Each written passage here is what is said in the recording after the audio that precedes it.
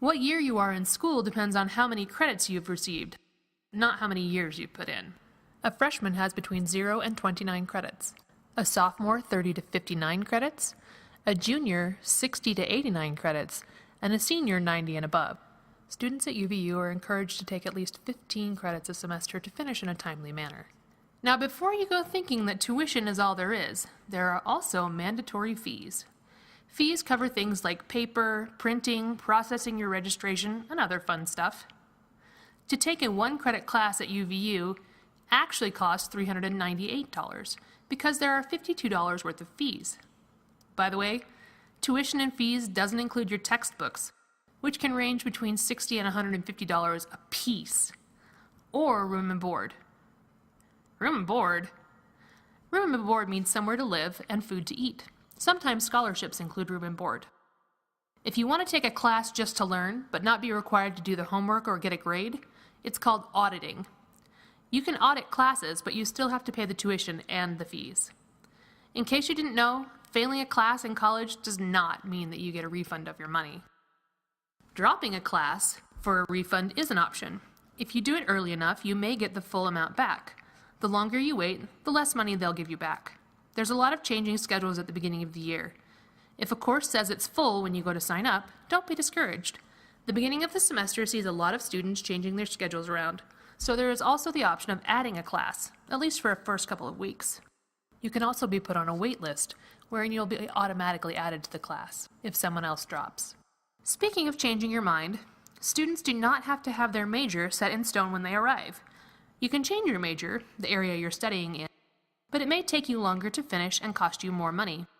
The more you know about what you want before you go, the more efficient and cost-effective it will be.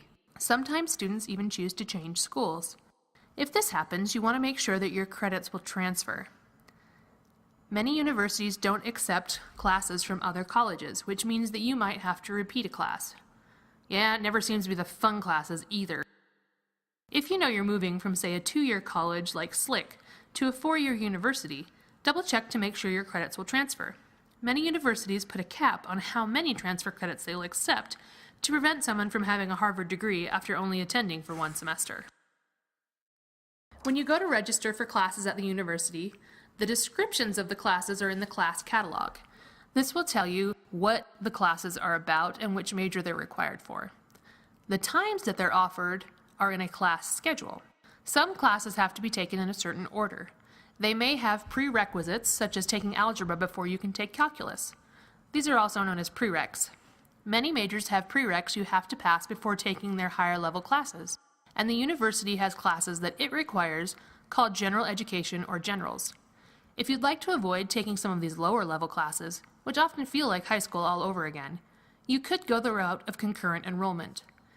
During high school, some classes can be taken to count towards your high school graduation and college credit. With some work, you can graduate high school with an associate's degree or the first 2 years of college under your belt, which allows you to save at least $7,000 and 2 years of your life. The definition of an associate's degree is generally that it takes 2 years.